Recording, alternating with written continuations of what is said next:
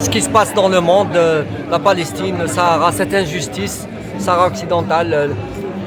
Oui, mais voilà, aujourd'hui nous sommes ici à Tolède pour défendre le droit d'un peuple qui est un peuple héroïque, c'est le peuple sahraoui. Et pendant ce temps-là, un autre peuple est en train d'être massacré. On massacre le peuple de Gaza aujourd'hui.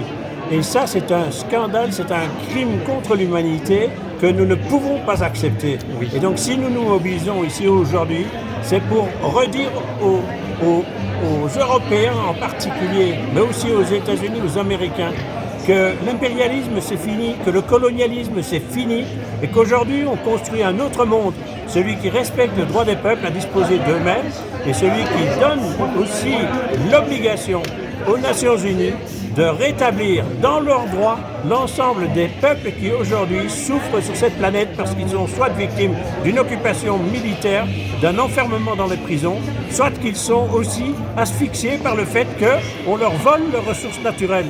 Et cela, c'est devenu inacceptable et je pense, et je suis heureux de voir qu'il y a ici une nombreuse représentation, non seulement des pays et de l'Algérie, mais aussi de toute l'Europe, mais aussi de l'Amérique latine, et qu'ensemble, nous reconstruisons aujourd'hui ce que les peuples veulent imposer à ceux qui ont fait dévier l'ensemble de ce droit est tellement précieux pour la sécurité, la coopération et l'entente entre les peuples.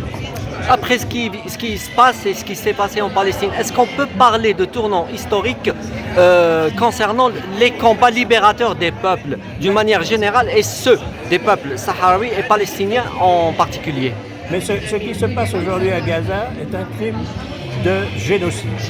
Et ce crime de génocide ne peut pas être impuni. Il doit être puni et c'est pour ça que aujourd'hui, plus de 200 associations, plus de 900 avocats ont été à La Haye, à la Cour pénale internationale, déposer une plainte pour que les enquêtes soient faites sur ces crimes et que, ainsi, on poursuit devant les tribunaux internationaux ceux qui ont pris l'initiative de commettre ce crime, c'est M. Netanyahou, son gouvernement et son armée. Et cela, c'est un travail que nous devons faire ensemble au nom du droit que nous défendons parce qu'il nous permet de vivre ensemble. Et qu'aujourd'hui, ces gens-là sont en train de détruire le droit en prétendant, notamment, qu'aujourd'hui, ils ne font que se défendre. On ne se défend pas en massacrant un autre peuple. Et cela, ça doit être vrai pour l'humanité tout entière, pour le peuple sahraoui en particulier aujourd'hui aussi.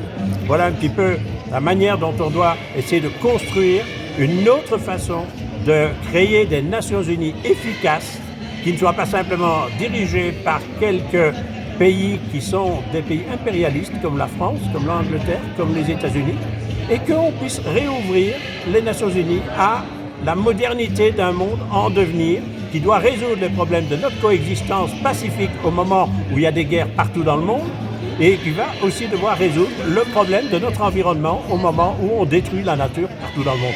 Et donc nous avons un travail énorme à faire, c'est enthousiasmant et je pense que les jeunes, la jeunesse aujourd'hui, elle a compris cela et quand elle se mobilise dans les rues partout dans le monde, en Afrique, en Europe, en Amérique latine et en Asie, quand elle se mobilise aux côtés du peuple de Gaza, c'est un bon signe. Merci beaucoup.